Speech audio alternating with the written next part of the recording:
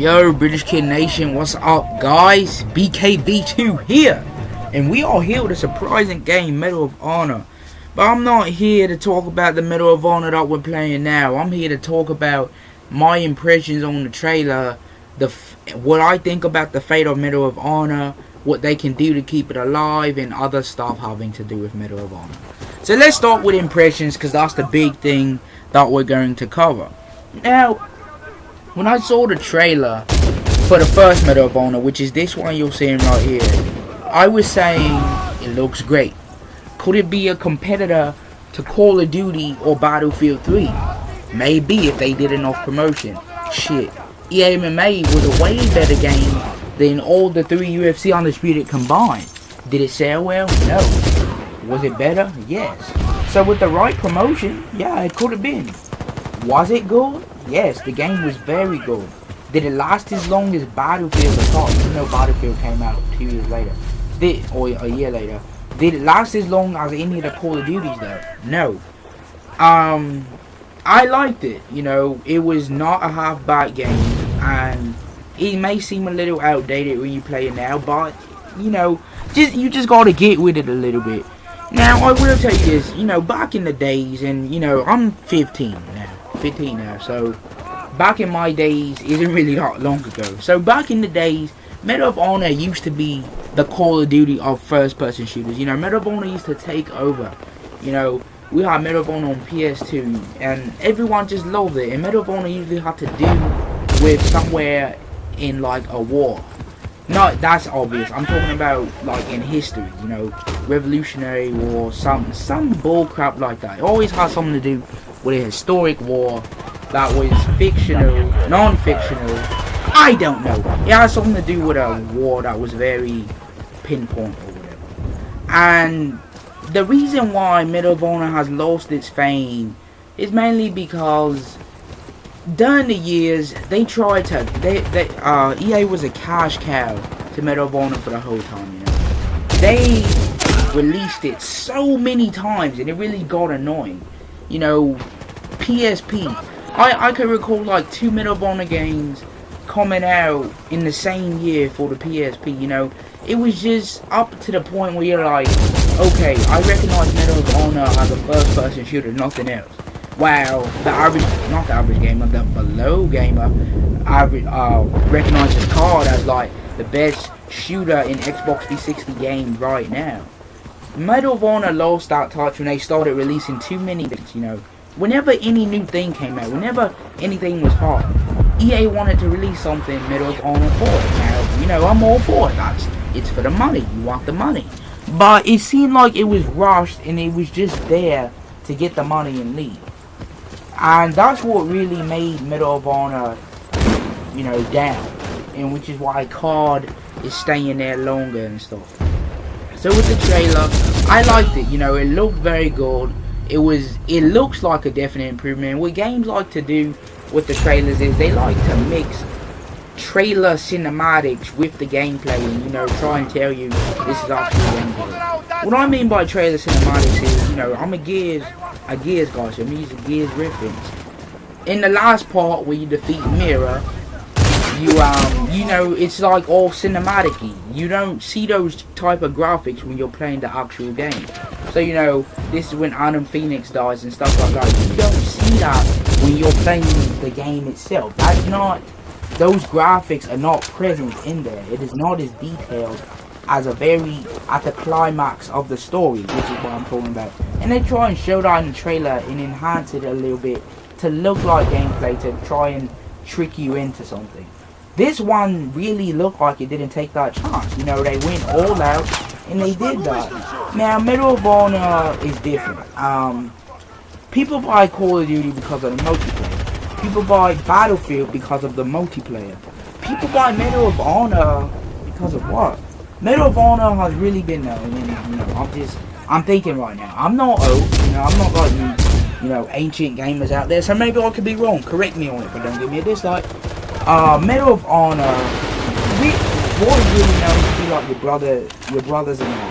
You know, compelling story, that World War II feeling, you know, when your partner dies, you know, you feel what these people are going through. Not just you know, Russians gonna bomb this, no Russians, riot shield, bang, bang, bang, game over, Nikolai's dead, and come up with a bunch of stupid Russian names. You know, it was never like that. It had a compelling story.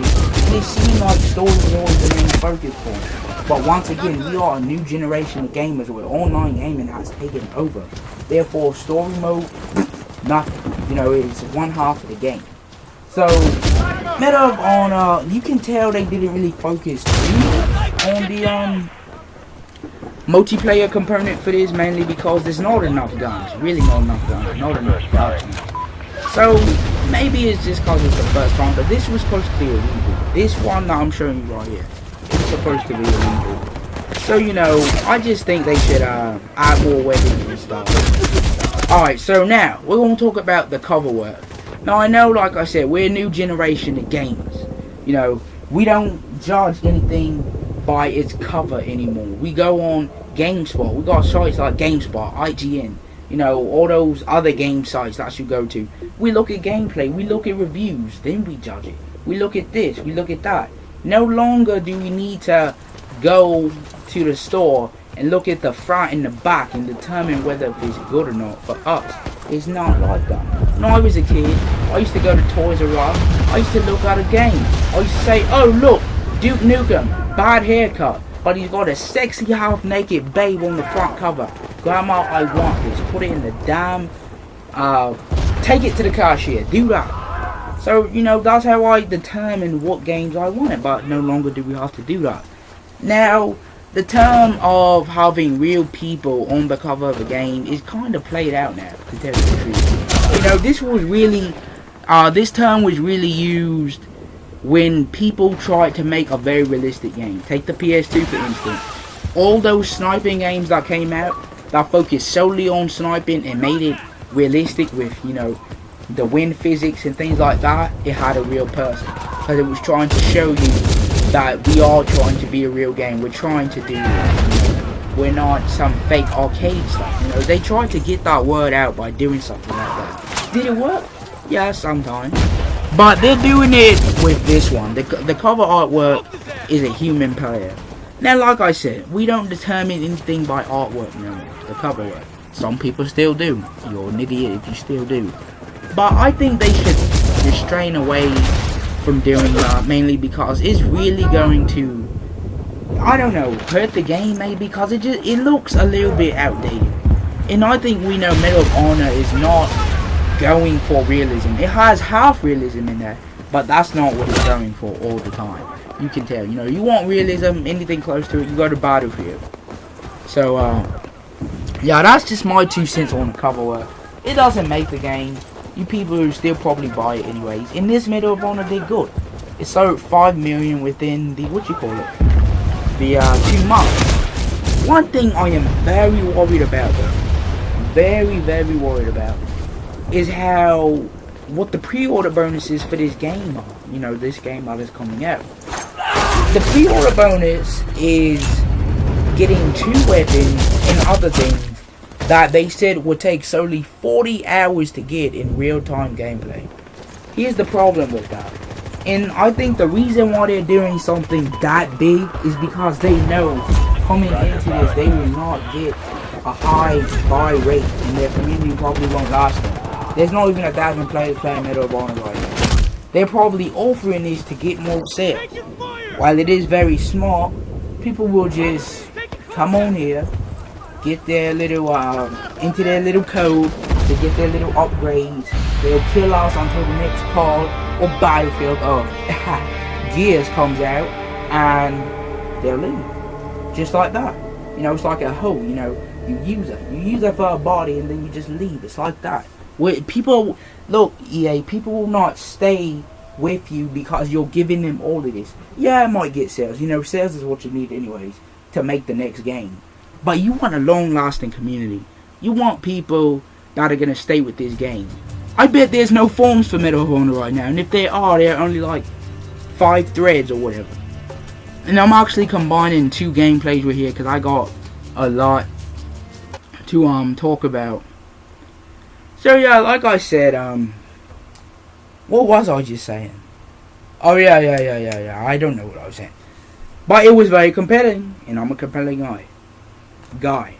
So in my opinion, all in all, I think Medal of Honor Warfighter will be a great game. You know, I could see the websites giving it a very positive review or a mixed review. I could see 7-ish to 8. I don't think I can see a 9. I can't see anything by there because this one really doesn't look story oriented anyways. And this is the direct sequel to this Medal of Honor. And like I said, we're a new generation of gamers.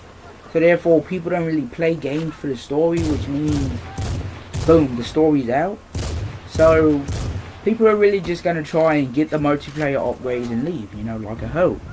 So what I think is, EA, DICE, Danger Close, since you're making a multiplayer, if you really want to make a compelling multiplayer, and you really want to keep your, you know, your fans on this multiplayer, not go to COD, I can understand if they go to Gears, because, Gears is the best game.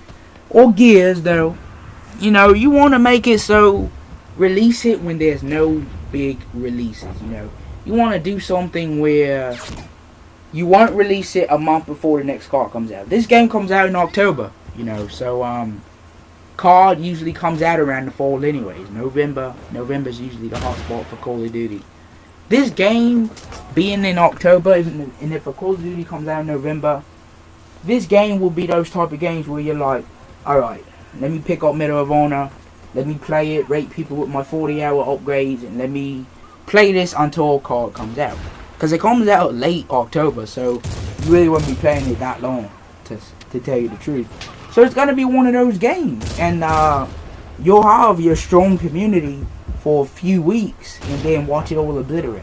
Because COD is going to come in and take it. You need to think of a plan of something to where you can say, you know, if I go up to somebody, you can say Medal of Honor. Oh yeah, I love Medal of Honor. That's the, you know, that's the beast game. You know, you want to get that back. We don't have that right now. Half of the gamers don't know what Medal of Honor is. They think it's like some new action movie coming out or something like that. You know, half of the gamers don't know. Let's bring Medal of Honor back.